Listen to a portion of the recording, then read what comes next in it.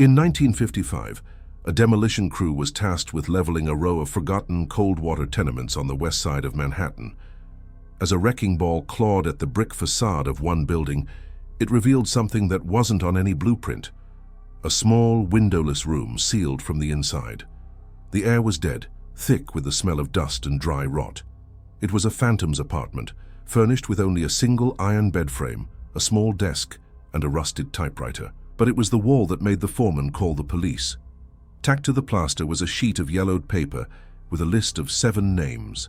6 of those names had been crossed through with a thick, angry line of ink. The 7th name at the bottom remained untouched. And hammered into the wall next to this final name was a single, pristine .38 caliber bullet. This discovery was the only remaining proof of Elara Cirello. It was the final page in a story of a Mafia widow who in 1938 avenged her husband, one bullet at a time. How did she do it? How did a woman with no power, no allies, and no status, a seamstress dismissed by all as a grieving, broken thing, systematically dismantle the most feared and untouchable crime family in New York? How did she orchestrate the fall of the man who ordered her husband's death, the powerful Don Vincenzo, the Serpent Rizzari? To understand the vengeance that bloomed in that cold, secret room, we must go back 17 years. We must go back to a cold November morning in 1938, to the funeral of a man named Marco Cirello. The rain was a cold, miserable sheet, hammering the black umbrellas huddled around the open grave. Elara Cirello stood perfectly still, her face hidden by a black veil. She looked like a statue of a saint, carved from ice. Standing opposite her, large and oppressive, was Don Rizzari himself. He had come to pay his respects to the man he had executed just 3 days prior. Marco had been his top earner, a man who saw everything, knew everything. And that, it turned out, was the problem. Rizzari's men, thick-necked brutes in heavy wool coats, watched Elara with a mixture of pity and disinterest. She was nothing. A widow. A loose end to be managed. As the casket was lowered, Rizzari stepped toward her. His shadow fell over her, blocking out what little light there was. He leaned in, his voice a low rumble beneath the sound of the rain. "A tragedy, Signora Cirello," he whispered.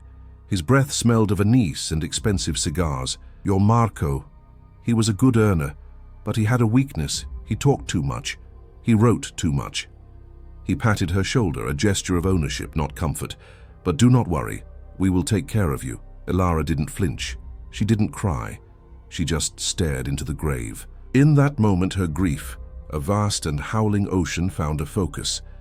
It did not disappear, it froze. It calcified into something cold, hard, and precise.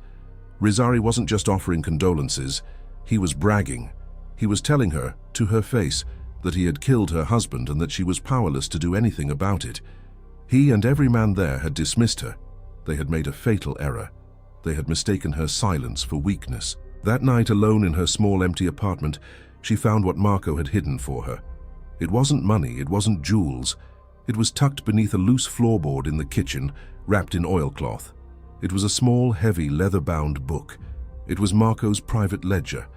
And as Elara opened it, the hiss of her gas lamp seemed to whisper one word: justice. The apartment was cold, but Elara didn't notice. The world outside, with its rumbling trucks and distant foghorns from the river, had ceased to exist. There was only the book. She ran her fingers over Marco's familiar, precise script. He did write too much. Thank God he wrote everything.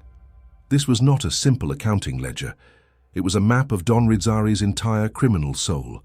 It was a catalogue of his sins, his weaknesses, and his secrets. Each page was a new, devastating revelation. There were names, dates, and bank account numbers, of course, but there was so much more. There was the name of the respectable Judge O'Malley, who had dismissed 3 murder charges against Rizzari's men, and the precise amount, down to the dollar, that had been paid for his friendship. There was the location of a secret safe house in Brooklyn, where Rizzari met his mistress, the wife of a rival capo. There was a detailed account of a disagreement with a longshoreman's union boss, who had 2 days later fallen into the East River.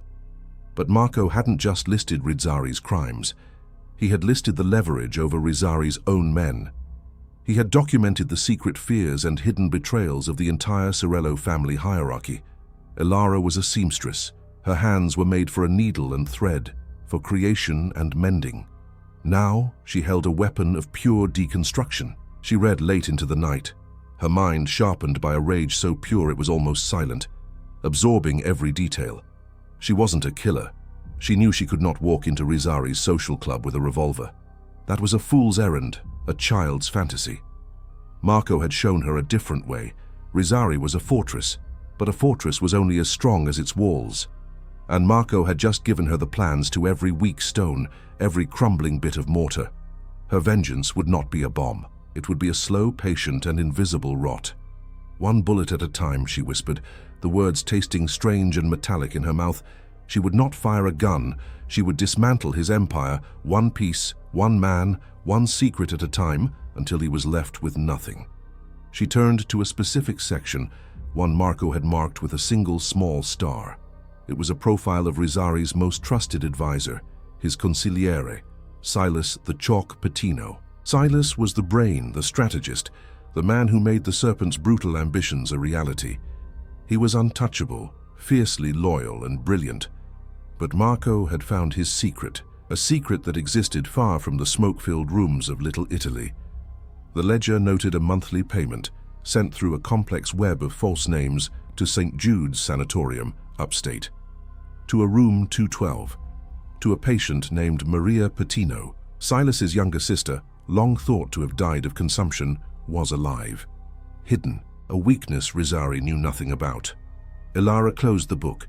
She knew where to aim her first bullet. She had to find a way to speak to the most intelligent and dangerous man in Rizzari's orbit, and she had to do it without him ever seeing her as a threat. Silas, the Chalk Patino, was not like the other men in Rizzari's circle. He didn't wear flashy suits or sharkskin shoes. He wore simple, dark, academic-looking wool suits, wire-rimmed glasses perched on his thin nose. He was a man of numbers and strategy, not of muscle. He held his court not in the main social club, but in the back room of a small underground Gioco, a card game, in Greenwich Village. The air was a suffocating cloud of cheap cigar smoke, sweat, and stale whiskey. It was a place of whispers, where men came to him for loans, for advice, or for a quiet judgment. It was a place a woman, especially a new widow, should never, ever be. Elara Cirello walked through the front bar. The men stopped talking, their eyes following this small spectral figure in her widow's black. She didn't look at them. She didn't pause. She walked directly to the beaded curtain at the back and slipped through. Silas was at a small table, a single light overhead illuminating the ledger in front of him. He looked up, his eyes cold and annoyed. "The church is on Mulberry Street, Signora," he said, not unkindly but firmly. "We do not entertain widows here." Elara walked to his table. Her heart was a cold stone in her chest, but her hand was steady. She did not beg. She did not cry. She simply reached into her handbag and pulled out a small folded piece of paper. She slid it across the green felt. Silas looked at it, annoyed, and unfolded it. On it, Elara had written 3 lines in her neat, precise hand. St. Jude's Sanatorium, room 212, Maria Patino. The blood drained from Silas's face. All the academic calm, all the collected superiority, vanished. He was looking at his own execution warrant. If Rizzari ever learned of this, Rizzari, who saw all weakness, all family ties outside the family, as a potential liability. Rizzari, who had just killed Marco for knowing too much. Silas knew in that instant that this woman knew more. He looked up, and for the first time he truly saw her. She was not a grieving widow. She was a ghost who had just laid a cold hand on his shoulder. He grabbed her arm, his grip like iron, and pulled her through a back door into a rain-slicked alley. He pushed her against the cold, wet brick. "What do you want?" he hissed, his voice a panicked whisper. "Money? Is this blackmail?" "I want nothing, Signor Patino," Elara said, her voice barely audible over the drip of water from a fire escape. "I am a seamstress. I want only to mourn my husband, but my husband, he wanted Don Rizzari to pay for his sins. And your sister's name, it is in his book, along with so many others." She let the implication hang in the damp air. She wasn't threatening Silas.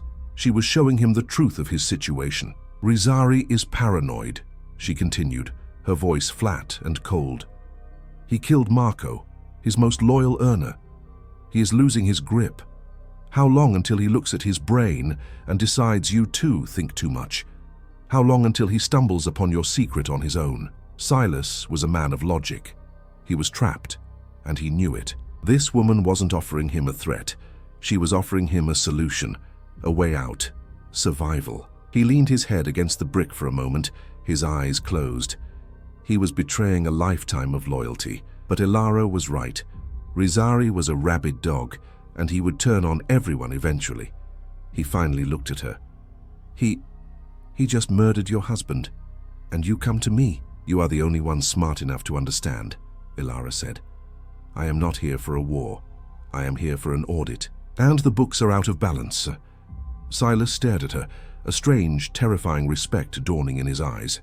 He saw the cold, structural rage beneath her calm. He nodded once. The first bullet, then, he whispered, the words feeling like treason on his tongue.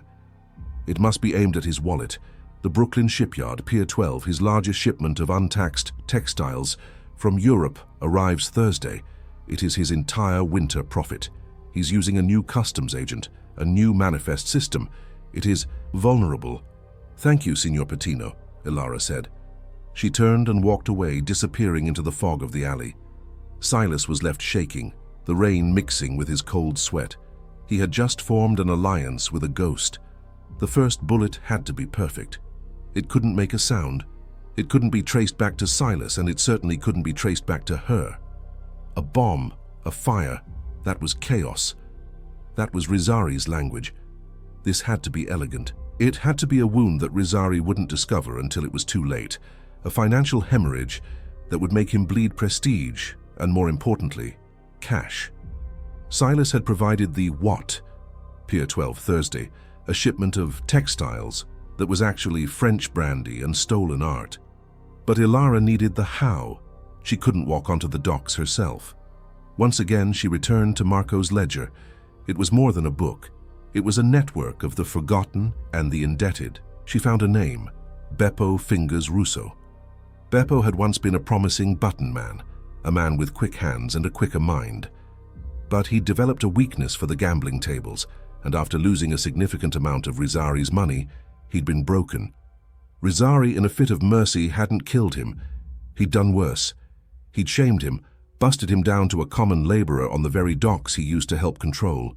He was a ghost, like her. But Marco's ledger noted something else.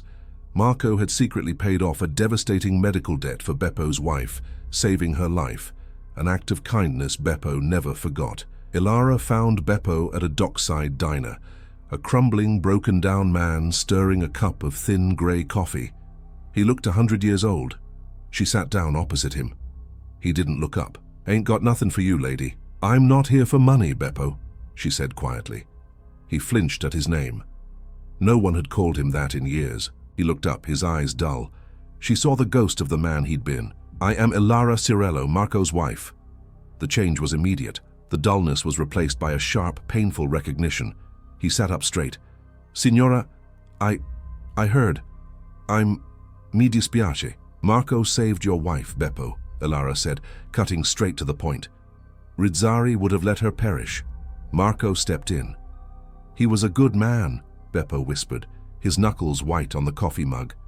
He was, she agreed. And Rizzari murdered him for it. Now Rizzari has a shipment coming into Pier 12 on Thursday. A shipment of textiles. I need that shipment to get lost. Beppo's eyes widened. Signora, that's the Serpent's personal business. That's a death sentence. Death is already in this room, Beppo, Elara said, her voice pure ice. I am offering you a chance at redemption, a chance to honor the man who honored your family.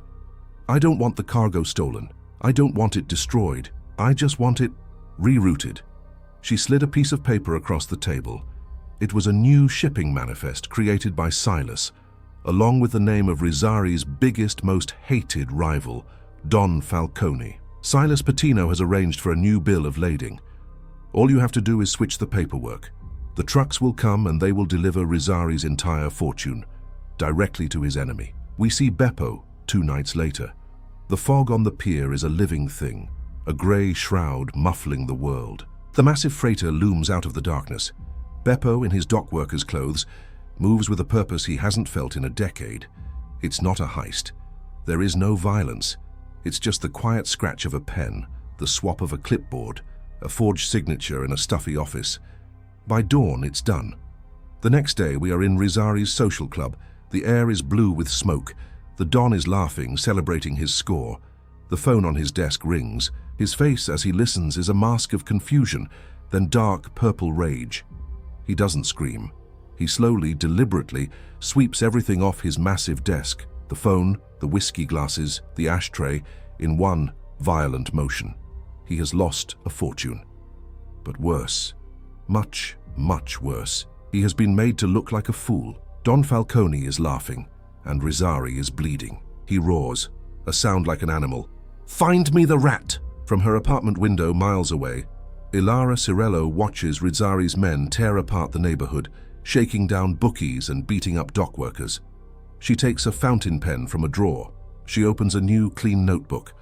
On the first page, she writes Pier 12 shipment. Then, slowly, she draws a single, neat line through the words. She turns to a new page, ready for the next name.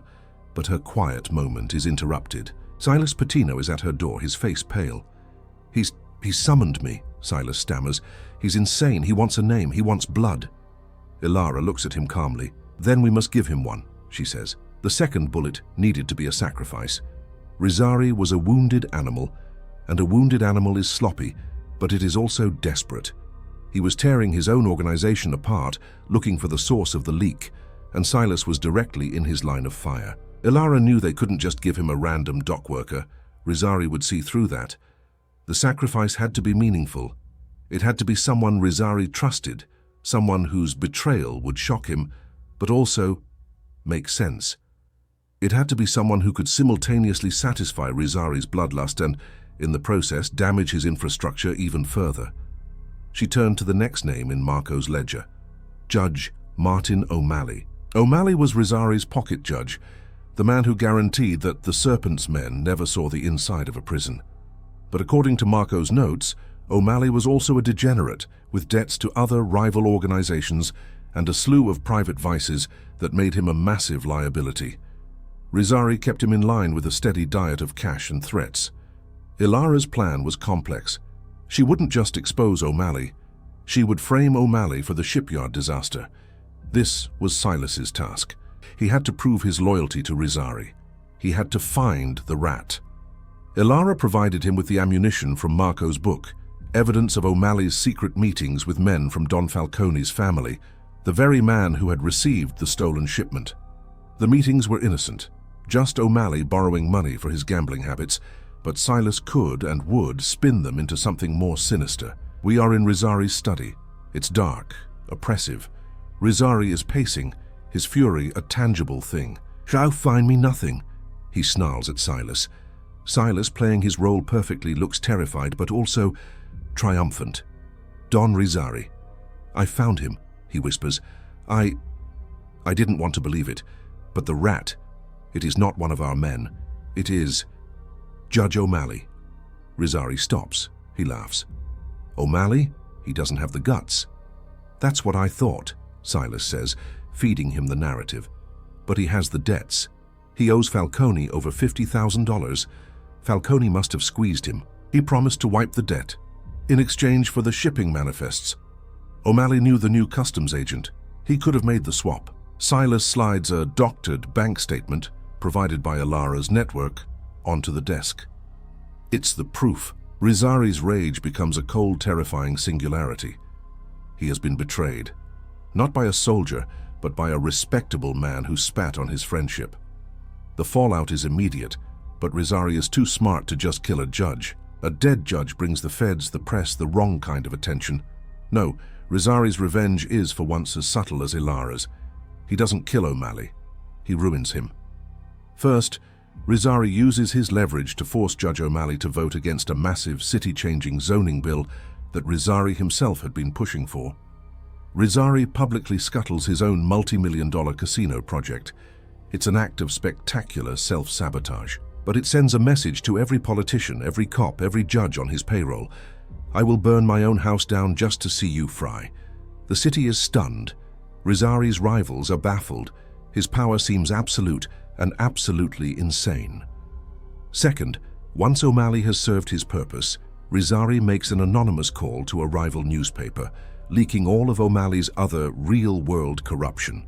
The scandals, the mistresses, the bribes from other gangs. Within a week, Judge O'Malley is disbarred, disgraced and destroyed. From her tenement window, Elara Cirello reads the headlines, "Judge O'Malley disgraced." She takes her pen and draws a neat, precise line through the second name on her list. She has not only eliminated a key piece of Rizzari's political armor, she has by proxy forced Rizzari to destroy his own biggest project. He's bleeding money and political capital, but the victory is cold. Silas reports back to her, his face grim. He's satisfied, Silas says, but he's changed. The O'Malley betrayal gets lit afire. He trusts no one. He's convinced Falcone is still plotting against him, and he's calling a meeting of his top capos. He's looking for any sign of disloyalty. Elara knows her next bullet must be aimed not at Rizzari's business, but at the very men who enforce his will. She has to turn his family against him. The third bullet had to be aimed at the heart of Rizzari's operation, his capos. These were the men who ran his crews, who collected his earnings, who carried out his orders. They were bound to him by oaths of loyalty and, more potently, by fear. But Elara knew from Marco's ledger that this loyalty was a fragile thing. Rizzari ruled by terror, not love, and terror breeds resentment. She needed to find that resentment and turn it into treason. Rizzari had two primary capos. The first was Paolo the Ox Brione, a mountain of a man, old world, deeply loyal, and the enforcer of Rizzari's will. Paolo was for now untouchable. He was the fist. The other was little Arti Scolo. Arti was the opposite of Paolo. He was new money, flashy, ambitious, and he ran the family's loan sharking and gambling rackets. Arti loved money. He loved the high life, and as Marco's ledger meticulously detailed, he was hopelessly greedy. For years, Arti had been skimming carefully from Rizzari's earnings, a few thousand here, a few thousand there. But Marco had found it all. But the ledger held an even darker secret. Arti, in his ambition, had formed a secret, non-physical alliance with Rizzari's own wife, Donna Isabella. Isabella Rizzari was a cold, proud woman, trapped in a marriage to a monster. She and Arti both feared Rizzari's escalating paranoia and brutality, and they had been quietly moving Rizzari's clean money into offshore accounts that only they knew about. It was their escape plan. It was also in Elara's hands a perfect noose. Elara knew she couldn't approach Arti with a threat. He was a coward. He would run straight to Rizzari. Silas, now firmly embedded as the Don's loyal brain, couldn't be seen talking to him. This had to be Elara's own move. She arranged through a network of wives at the local pastificio to have a chance meeting with Arti at a small cafe in his territory. He was there holding court, his pinky ring flashing as he gestured. He saw her enter, the grieving widow, and his face softened with polite, dismissive pity. He even stood. "Signora Cirello, it is good to see you out." Elara sat at his table without being asked. "Is it, Arti?" she said, her voice soft. "Or am I a reminder of what happens to men who get too close to the Don?" Arti's smile faltered. "That was business. Tragic, but business. And what about your business, Arti?" Elara leaned in. "Your business with Donna Isabella, your business with the bank in Switzerland, your business of skimming." She didn't raise her voice. She didn't have to. She saw the panic flash in his eyes, the bead of sweat on his temple. I don't know what you're talking about," he stammered. Elara slid a single page, torn from her own notebook, a direct copy of an entry from Marco's ledger, across the table. It was a date, a time, and a transfer number. Arti's mask didn't just crack, it shattered. He was a dead man. If Rizzari saw this... What do you want?" he whispered, his flashy confidence gone. "I don't want you dead, Arti," Elara said. "I want you rich. You are a man of ambition. Rizzari, he is a man of the past. He is burning his own empire down. He killed Marco, his best earner. He ruined O'Malley, his political shield. He is scaring away business. He is a liability. She painted a picture for him.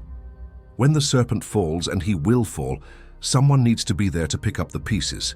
Someone smart, someone who already has his hand on the money, someone like you. Or someone like Don Falcone, who will be very interested to hear about your Swiss accounts. She was squeezing him, but she was also offering him the very thing he craved: power. She was giving his treason a purpose. Rizzari is paranoid, she said. He's looking for rats from outside. He's not looking at you, not yet. All I need you to do is talk. Talk? Artie was confused. You have the ear of the soldiers, the men on the street. You buy them drinks. You listen to their complaints. I want you to plant a seed, a whisper, a simple, poisonous idea. Elara leaned in, her eyes locking with his. You just have to ask them, is it just me? Or is the old man losing his step? That shipyard deal. A disaster. Scuttling his own casino. Madness, he's making us all look weak. You just have to agree with them. Artie understood. She wasn't asking him to fire a gun. She was asking him to start a fire with a single whisper. He was trapped. Betray Rizzari, and he might die. But don't betray Rizzari, and this woman would see him dead for sure. He finally gave a short, terrified nod. I'll do it. Elara stood, smoothing her black dress. I know you will, Artie. You're a true businessman. As she walked out, Artie was left staring at the damning piece of paper, realizing he was now a soldier in a war he never even knew had begun. The fourth bullet was not a bullet at all. It was a poison, a contagion, a whisper. And little Artie Scolo, in his desperation, proved to be its most effective carrier. He didn't have to invent dissatisfaction, he merely had to validate it. The grumbling among the soldiers was already there, a low hum of fear and confusion beneath the surface. Rizzari's erratic behavior, the self-sabotage of the O'Malley-backed casino, the embarrassing loss of the shipyard cargo, and his increasingly violent, short-tempered rages had set the stage. Artie just had to turn on the lights. We see him in a smoky bar in Red Hook, a shot glass in his hand, his arm slung over a worried-looking soldier. I'm telling you, Frankie, Artie says, his voice a perfect blend of concern and camaraderie. I've never seen him like this. He's jumpy. He's seeing ghosts. He took out Marco, and for what? Now look, Falcone's laughing at us. The cops are sniffing around. It's bad for business, it's bad for all of us. We see him at a card game letting a different soldier win a big pot. You know, Artie muses, the old man, he used to be a lion. Now, he's just old and angry. He's swatting at flies, and he's going to bring the whole damn government down on our heads. We're the ones who are going to pay for it. While Artie poisoned the men, Elara worked on the families. This was her true territory. As a widow, she was a figure of pity, of sorrow. She was invisible, but she was also, for the first time, welcome everywhere. She moved among the other wives at the fish market, at the bakery, at Sunday Mass. She was a ghost in their homes, her black dress a stark reminder of their own husband's mortality. She didn't gossip, she prayed. "Oh, Maria," she'd say to one capo's wife, her hand on the woman's arm. "I worry so for your husband, Don Rizzari. He seems so unwell, so angry since my Marco passed. I pray for his health. I pray for all our men." To another, she'd whisper, "Your husband works so hard. It is a shame the Don's misfortunes are costing you all so much. I heard the bonuses are frozen." The effect was devastating. The whispers Artie started in the bars were amplified by the fears Elara stoked in the homes. The soldiers, hearing the same doubts from their boss and their wives, began to believe it. The loyalty Rizzari had commanded, an iron bond forged in fear, began to crack. It wasn't a rebellion. It was a subtle, corrosive doubt. The men's eyes darted when Rizzari entered a room. Their yes, Don Rizzari, was a fraction of a second too slow. They were afraid, but not of their enemies. They were afraid of him. Rizzari, a master of paranoia, felt this shift. He sensed the change in the air, the way the respect had curdled. But he couldn't punch a whisper. He couldn't shoot a doubt. So he did the only thing he knew how to do. He lashed out. He made an example. He found a low-level soldier who had come up short on a collection, a simple mistake, and had him beaten publicly in the middle of the social club. It was a brutal, messy, and desperate display of power, but it backfired. Instead of restoring fear, It bred disgust. The soldiers watched, their faces grim, and saw not a powerful Don, but a rabid, pathetic old man. He was no longer their protector. He was the monster in their own house. In her apartment, Elara crossed another item off her list: loyalty. But her victory was short-lived. A terrified Silas Patino arrived late one night. His face was ashen. "He's gone too far," Silas whispered, his hands shaking. "The beating, it wasn't enough. He's convinced Falcone is behind the whispers. He's planning to strike back, but he's not planning a sit-down. He's not planning a hit. He's planning to plant a bomb in one of Falcone's restaurants, a public place. He's going to kill civilians." Elara's blood ran cold. This changed everything. This wasn't mafia business. This was terrorism. It would bring the full unholy wrath of the feds down on all of them. It would destroy the peace that kept the families rich and invisible. Rizzari, in his madness, was about to burn down the entire city, and the man he had tasked with planting the bomb was his most loyal old-world enforcer, Paolo the Ox Brione. The fifth bullet had to be the most precise of all. It had to stop a bomb. Elara's plan had been to slowly dismantle Rizzari's empire, to let him collapse under the weight of his own paranoia. But this was an escalation she hadn't foreseen. A public bombing was an act of madness. It violated every unwritten rule of their world. It was a sin that the other families, the Commissione itself, would never forgive. But by the time they learned of it, it would be too late. The bomb had to be stopped before it went off, and the only man who could stop it was the man tasked to build it, Paolo the Ox Brione. Paolo was a challenge. He wasn't greedy like Artie. He wasn't an intellectual like Silas. He was a man of simple, brutal, and unshakable principles. He was loyal to Don Rizzari, whom he'd served for 30 years. He was old-world mafioso. He killed, yes, but only soldiers, only business. He despised the new breed of gangster who dealt in narcotics or involved civilians. This bomb plot, Elara knew, must be tearing him apart. She turned to the ledger. What was Paolo's weakness? It wasn't a vice, it was a virtue. His daughter, Sofia. Paolo adored her.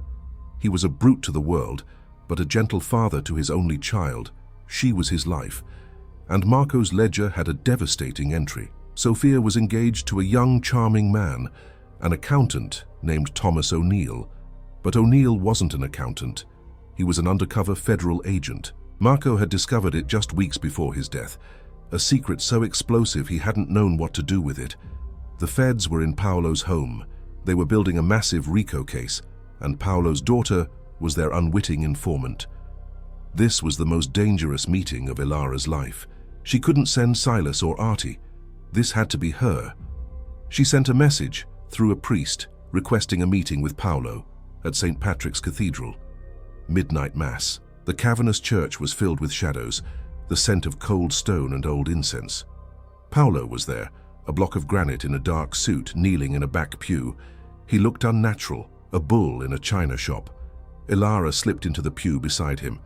"Signora," he rumbled, his voice low and dangerous, "you have nerve. This is not a place for this." "I am here to pray for your daughter, Paolo," Elara whispered. He stiffened. "You will not speak of my family. I am here to pray for her. And for her fiancé, Agent Thomas O'Neill." Paolo stopped breathing. He turned, his massive hand gripping her arm, his eyes promising death. "What did you say?"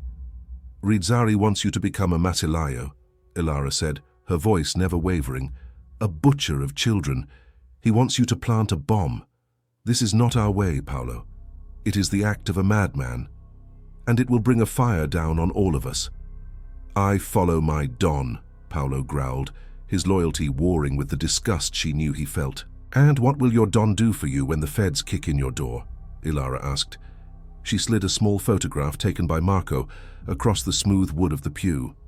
It showed Thomas O'Neill, Paolo's future son-in-law, meeting with two other men in suits, handing them a file. "The feds are not just sniffing around, Paolo. They are at your dinner table. They are building a case, and if you, a man whose daughter is engaged to a federal agent, set off a bomb in Midtown, what do you think they will do? They will have no mercy. They will destroy Sofia's life. They will paint her as a co-conspirator. They will send you away for life, and your Don will not lift a finger." Paolo stared at the photograph. His entire world, his code, his family. It was all shattering. He was trapped. If he followed Rizzari's order, he doomed his daughter.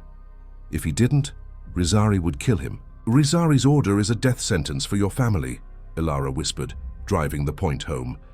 "He is using your loyalty to destroy you, but there is another way, a way to save your daughter and your soul." Paolo looked at this small woman in black. This ghost. She had just shown him the abyss, and then a single narrow ledge to stand on. He was a man of principles, and his highest principle had just been revealed to him. His blood. He closed his eyes, his massive chest heaving. What must be done? "You will not plant the bomb," Elara said. "You will tell the Don that you went to the restaurant, but it was crawling with feds. That there must be another rat. One who leaked this, the most secret plan of all. You will use his own paranoia against him. He will suspect," Paolo rasped. "Yes," Elara said, "he will. But he will not suspect you. He will suspect the man who has been at his side for every other failure. The man who found the O'Malley betrayal. The man who is too smart for his own good." Paolo's eyes widened in dawning, horrified understanding. He will suspect Silas." "Yes," Elara said, a cold knot in her stomach. "He will, and he will summon him." This was the cost. To save the city, she would have to sacrifice her only ally. This was the all-is-lost moment. The plan had worked too well. Paolo Brione, terrified for his daughter and disgusted by the bomb plot, returned to Don Rizzari. He played his part to perfection. He was furious, loyal, and confused. "Don Rizzari, it was a setup," he roared, slamming his huge fist on the Don's desk. "The place was crawling with them, feds everywhere, someone talked, someone leaked the plan." This was the final straw for Vincenzo Rizzari. His paranoia, which had been a simmering fire, now exploded into a full-blown inferno. The shipyard, O'Malley, the whispers, and now this. His most secret, most brutal plan, known only to him, Paolo, and his consigliere, had been leaked to the feds. Paolo was too simple, too loyal to be the rat. It had to be the other one. It had to be the brain.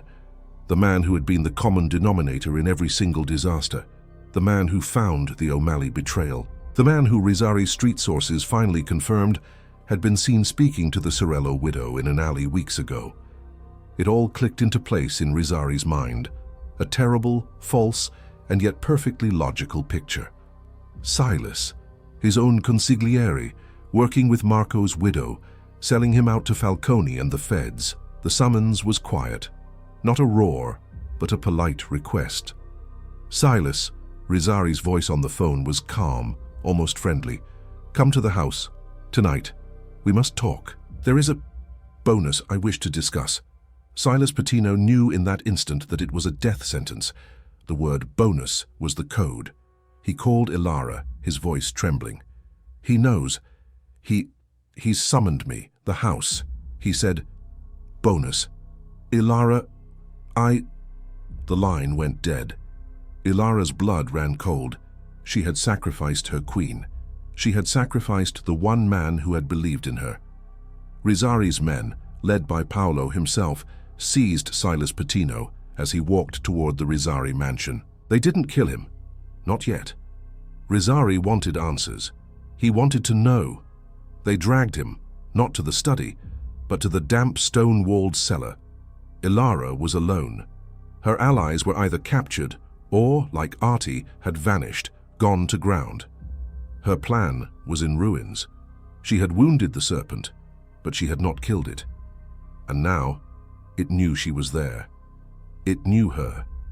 She was in her small tenement apartment, frantically gathering Marco's ledger, the original, the only thing that mattered. She had to run. She had to disappear. But she had waited too long. She heard them. Heavy, determined footsteps pounding up the tenement stairs. They weren't running. They were business. A heavy thud as a shoulder hit the cheap wood of her door. Another. The lock was straining. She was trapped. She backed against the wall, the ledger clutched to her chest as the door frame splintered and the lock burst. The door flew open. But it wasn't Rizzari's men. It wasn't the brutes she expected. It was Paolo the Ox Brione, his face a grim mask. He'd faked out the other men, sent them to the wrong address. He has Silas, Paolo said, his voice a low rumble. "He's talking to him, in the cellar. He knows about you. He knows about the book. We have to go. Now." "Go where?" Elara was panting, her mind racing. "There's nowhere." "Yes, there is," Paolo said, grabbing her arm. "Artie is bringing the car. We are going to the one place he will never look for you. We are going to the Serpent's nest." Elara looked at him confused as he pulled her down the fire escape. "Donna Isabella," Paolo said. "The Don's wife. She's waiting for us. She's letting us in the servants' entrance." The sixth bullet was aimed at the Serpent's head. The Rizzari mansion was a fortress of dark stone and wrought iron, perched on a hill overlooking the city. It bled dry. A violent, churning thunderstorm had broken, as if the sky itself was purging. Paolo and Elara slipped in through a servant's door in the kitchen, met by a silent, terrified maid. They were led to the morning room, a cold, opulent space where Donna Isabella Rizzari stood, silhouetted against the rain-lashed windows. She was a tall woman, her beauty hardened by years of rage and fear. She was ice, where Elara was steel. They were the two women Rizzari had underestimated the most. "He is in the cellar," Isabella said, her voice flat, devoid of emotion. "He is with Signor Patino. He has been down there for an hour." From below they could faintly hear a low, agonizing moan. Silas. Elara's stomach tightened. "Little Artie has confirmed," Isabella continued. "Vincenzo has called a meeting, here, tonight. The other Dons, the Commissione. He's going to lie to them. He's going to blame Don Falcone for everything. He's going to use the leaks to the feds as proof that Falcone is a rat, and he's going to demand the Commissione sanction a war." "A war," Paolo growled. "He'll destroy us all. He's insane. He believes he is safe here," Isabella said, turning to face Elara. "In his own home, surrounded by his men, he believes he will feed them his lies, and they will give him his war, and he will be king." "He's wrong," Elara said. She stepped forward, clutching Marco's ledger.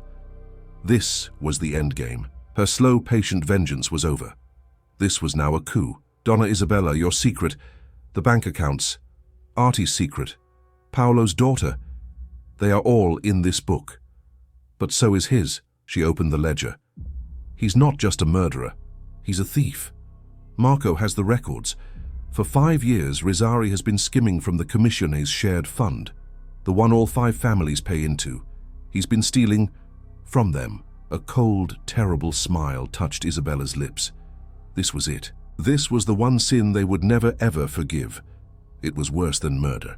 It was bad business. It was disrespect. "They are arriving now," Isabella said, as the sound of long black cars crunching on the gravel drive reached them. "Paolo, Artie, you will stand by the door.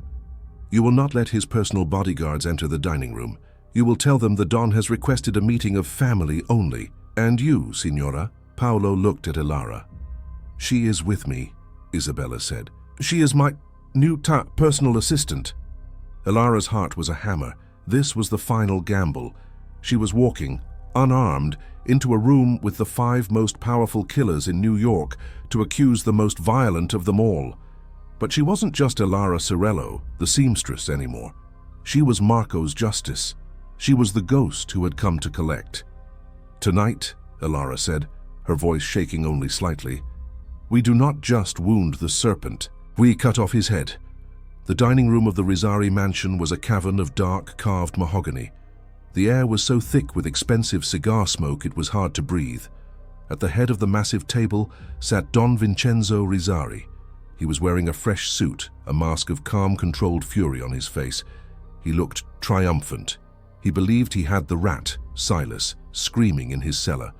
He believed his wife was locked in her room. He believed the other Dons were here to be bent to his will. Seated around the table were the other 4 Dons of New York. Old men, reptilian, their eyes heavy-lidded but missing nothing. They were the Commissione. At the far end sat the oldest, Don Moretti, the capo di tutti capi, the boss of all bosses. He was a quiet, unassuming man, which made him the most terrifying of all. "My friends, my brothers," Rizzari began, his voice booming with false sincerity. "I have called you here because our family, our world, is under attack." He proceeded to spin his tale. He was the victim. Don Falcone, he claimed, was a rat, a snake in the grass. Falcone had stolen his shipment. Falcone had turned his judge. Falcone was whispering in the bars, and his voice dropping to a pious rage. Falcone had leaked the bomb plot to the feds, proving he was working with the government. He has brought shame on us all. He has broken the code. I ask you, I demand that you sanction a war. We must wipe this infamia from our streets. The room was silent. The Dons smoked, their faces unreadable. Don Moretti simply stared at the ash of his cigar. He is a liar. The voice was not a man's. It was clear, cold, and female. The dining room doors swung open. Donna Isabella Rizzari stood there, dressed in black, her face a pale mask of contempt. Rizzari's face went purple. "Isabella, get out! This is—" "You will be silent, Vincenzo," she said. And behind her, stepping into the light, was Elara Cirello, the grieving widow, holding a leather-bound book. Rizzari's men, his bodyguards, moved, but Paolo, the ox Brione, and little Arti Scolo blocked the doorway. They were Rizzari's capos. The bodyguards hesitated. This was an internal matter. What is this?" Rizzari sputtered, his mask of control shattering. "The widow. She is my guest," Don Moretti said, his voice quiet, but stopping everyone cold. He looked at Elara. "You have something to say, signora. Say it." Elara Cirello, the seamstress, the ghost, stood at the foot of the table. She did not look at Rizzari. She looked at Don Moretti. "Don Rizzari speaks of rats," she said, her voice clear and steady. "My husband, Marco, was not a rat. He was a historian, and he kept a meticulous record of the true serpent in this room." Rizzari lunged, pulling a small pistol from his jacket. "She's lying!" "The puttana!" A single deafening gunshot echoed in the room. Rizzari stopped. He looked down. A red stain was spreading on his white shirt. He looked up, his eyes wide with shock, at Paolo, the ox Brione, who now held a smoking .38. Rizzari staggered. "Paolo, traditore!" He looked at Don Moretti, begging. Moretti hadn't moved. He simply looked at the ledger Elara had placed on the table. He looked at Paolo. He looked at Rizzari, bleeding onto the priceless rug. He gave a single, almost bored nod. "The house, it must be cleaned." It wasn't a gunfight, it was an execution. Paolo and Arti, Rizzari's own men, grabbed their fallen Don. Rizzari was screaming, not in pain but in outrage. I am Rizzari." They dragged him from the room down the hall toward the cellar stairs, the same cellar where Silas was still being held. The other Dons sat, silent, as the screaming faded, replaced by the sound of a heavy door slamming shut. A moment later, a single muffled shot echoed up from the stones below. The sixth bullet. Don Moretti finally looked at Elara. "This book, it is poison. It is justice," Elara said. "For Marco." "Justice has been served," Moretti said. He picked up the ledger. "This will be burned. You, signora, you were never here. The Rizzari family had a tragedy, an internal dispute, a failed coup. Paolo, you are now in charge of this territory. Clean it up." He looked at little Arti. "You will be his consigliere. You have a good head for numbers." He turned back to Elara. "You will be given a generous pension. You will leave New York. You will be a widow and nothing more. We will never speak of this again." Elara Cirello nodded. She turned and walked out of the mansion past Donna Isabella, who was already on the phone with a lawyer in Switzerland. Elara walked out into the rain, a free woman, her vengeance complete. She had done the impossible. She had felled the giant. But as she walked away, a car pulled up. Paolo helped a badly broken but alive Silas Patino out of the servants' entrance. He had been saved. Elara's plan had, in the end, saved them all. The official story was written by the victors and printed in the papers the next day. Don Vincenzo Rizzari, it was said, had vanished, along with his consigliere, Silas Patino. A bloody internal power struggle, the police assumed. The Rizzari family was, for a time, in chaos. But a new powerful and most importantly stable leader emerged, Don Paolo, the ox Brione. He restored order. He made peace with Don Falcone. His new, very wealthy and very smart consigliere, little Artie Scolo, streamlined the business. Donna Isabella Rizzari, the grieving widow, moved to Sicily and was never heard from again. The old way of doing things was restored. The city was calm. And Elara Cirello?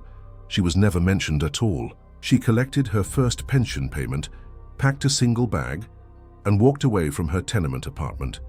She ceased to exist. She became what everyone had always assumed she was, a ghost. But we return, one last time, to 1955, to that cold, forgotten, sealed-up room. The police, baffled by the discovery, filed it away as an unsolved curiosity, a vagrant's den. They didn't understand what they were looking at. They didn't see the history. But we do. We see the true final chapter. On that plaster wall was Elara's real list, the one she kept in her new secret life. We see the names, her true targets. Pier 12, shipment, Rizzari's wallet, crossed out. Judge Martin O'Malley, Rizzari's shield, crossed out. The soldier's loyalty, Rizzari's fist, crossed out. Little Artie Scolo, Rizzari's greed, crossed out. She hadn't destroyed him, she had turned him, which was better. Paolo Brione, Rizzari's sword, crossed out, turned, and his daughter saved. Vincenzo, the Serpent, Rizzari, the monster, crossed out, in thick blood-red ink. But then the police saw it, the seventh name, the one at the bottom, the one that was not crossed out. It was a name that had never appeared in the papers, a name no cop would ever associate with the Rizzari tragedy. Don Moretti. It was the name of the man who gave the final order, the man who truly ran the city, the man who thought he had bought Elara's silence and gratitude by letting her live. He was the true head of the snake, and next to his name, that single, pristine, unspent bullet, hammered into the wall like a promise. Elara Cirello was gone. Her war was, to the world, over. But that room, that list, and that bullet, they leave us with one final haunting question. Was her vendetta truly finished? Or was the ghost of the Mafia Widow just waiting, patiently, for the right moment to fire that final bullet?